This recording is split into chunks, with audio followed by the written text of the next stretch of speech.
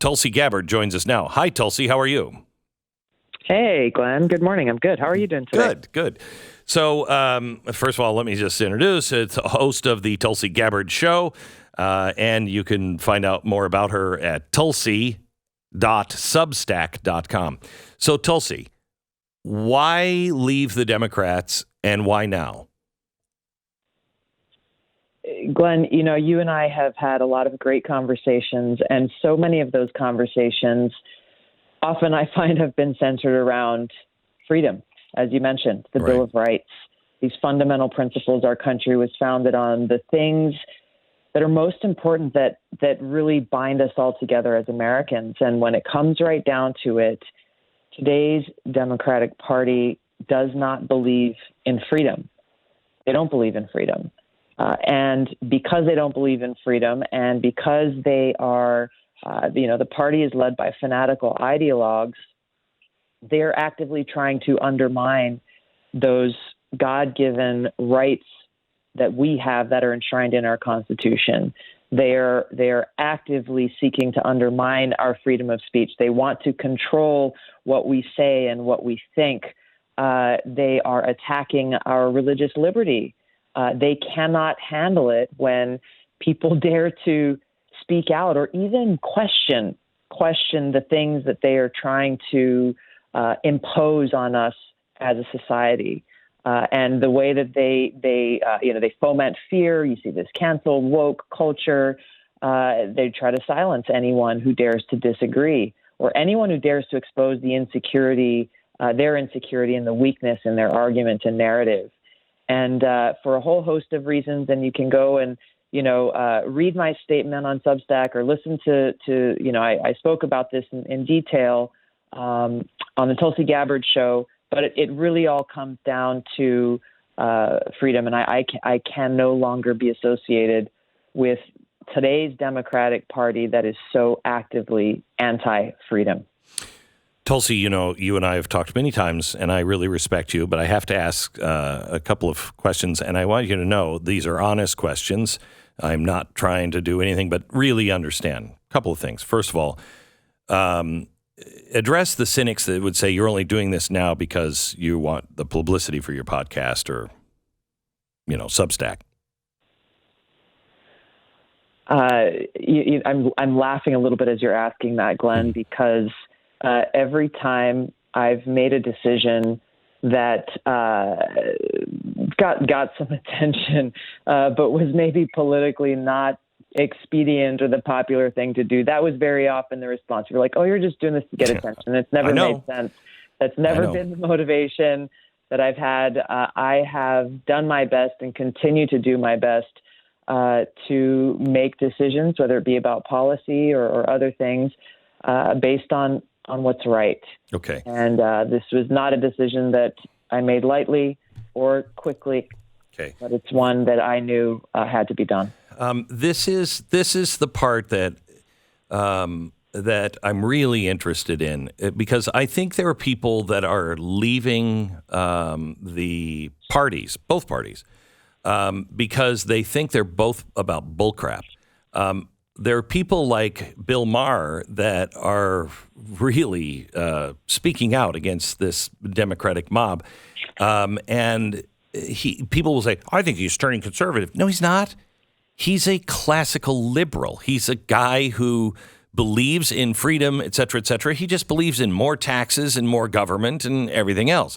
So he's just being the kind of American that loves the country and agrees with the Bill of Rights, and the kind of American that doesn't want to fight his neighbor, can live side by side. I want to ask you, because you endorsed Bernie Sanders in 2016, endorsed Keith Ellison. You are somebody that you're way down the rabbit hole to the left on your policies. Have you changed your mind on those? Or are you more like Bill Maher? What's happening?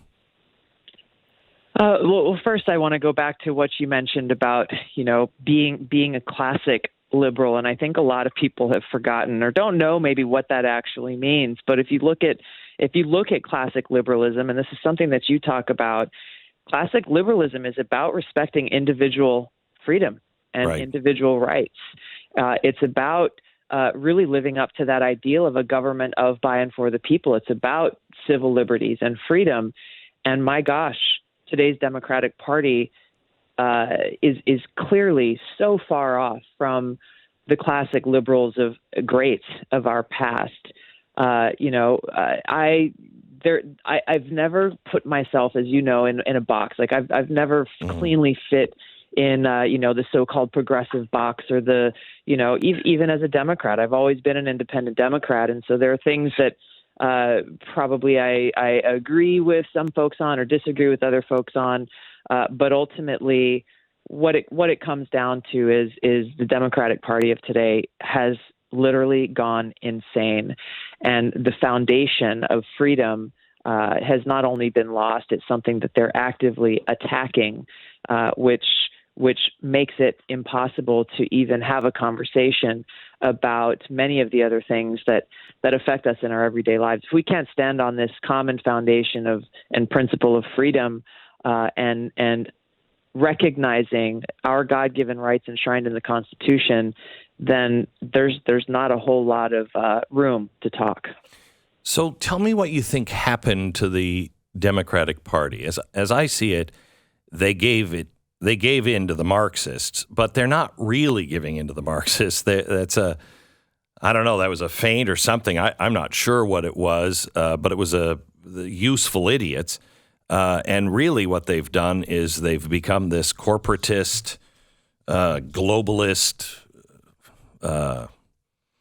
monster. What happened, do you think?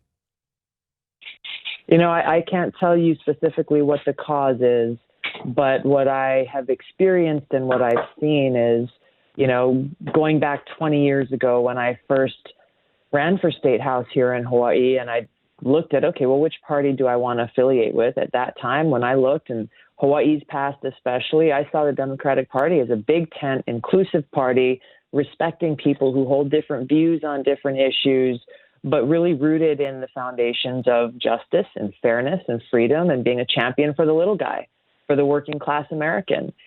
And that party is not recognizable today. It is a party of the elite, by the elite, and for the elite. It is a party of warmongers who are firmly in the grips of the military-industrial complex.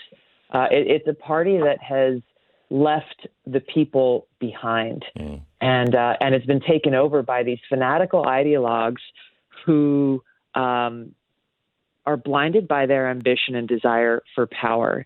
I've been through this over the years, and I've seen how not only do they try to destroy people who disagree with them, even if you just don't say anything about whatever their cause at the moment is, because it changes, then their response is, well, you are complicit. If you are silent, you are complicit. You're part of the problem. Then if you say, fine, I agree with that. Makes sense. It's not enough unless you get out there with your megaphone and stand on the street corner and scream loudly and march in the protest and, proclaim your allegiance to whatever their cause of the moment is, then it's not enough. They're not convinced. The goalposts keep changing. They don't believe in truth. And when people don't believe in truth, then there are no boundaries to what they are propagating in our society, which frankly poses a great danger and risk. So I'm taking, and maybe I have this wrong, but I'm taking it that you haven't become a conservative, but you still agree with some of the socialist big government things that you supported in the past. So if that's true, who are you going to vote for? I mean, how are you? There's an election coming up. You don't have to have names, but do you vote for the party, even if the person is good? No. The answer is no. I have always been of the mindset that we should not be voting based on party lines. We should be voting based on the character and values of a candidate and their commitment to the Constitution. There are different issues or positions that, through my experience, I've seen, okay, wow, well, I didn't know that, or I didn't understand that. And I think it's important to always be willing to self-examine and say, okay, was I right on that or not? Or is there a better approach to being able to tackle the problems that we face? I was confounded when I was vice chair of the Democratic National Party for a few years in Washington. Every time we would go to events during an election year, and you'd hear the mantra, vote blue no matter who. And it never made any sense to me. It never made any sense, because I know a lot of people who probably should not have ever been running for office, but were standing up on a stage, getting people support and votes as people stood next to them saying, vote blue no matter who. The who matters. Character matters. Your values matter. Your commitment and who you're loyal to matters the most. The fact that we have gotten to a place in a country where we have so many leaders in Washington who took that oath that every one of us takes when you take public office, that oath to support and defend the Constitution, but they've thrown the Constitution in the trash, or they're openly, stomping their feet on it in defiance of that oath that they took. This is where, if you start questioning why are people doing these things? Why are they taking the position that they're taking? Why don't they believe in the rule of law? How can they oppose free speech? It's because they don't believe in the Constitution, and without that, they're floundering, and there is no foundation to stand on. Talking to Tulsi Gabbard, and I think it is really important. I like Tulsi. I don't know if you would consider me a friend, but I consider you a friend, Tulsi. I do, Glenn. And while I'm sure, disagree on a lot of really big things, it is really important when somebody recognizes and says, oh, that's poison, that even though they're not on your team per se, that you recognize that's a huge, huge step and important, because we have to get back to being a country where we can live side by side and disagree with each other, but still like each other and respect one another. So, Tulsi, good job. Thank you so much. Thank you. You bet. Great to talk to you, Glenn. Have a great day. You too. Tulsi.substack.com, and you can find out more. Follow her on Tulsi Gabbard, at Tulsi Gabbard, or TulsiGabbard.com.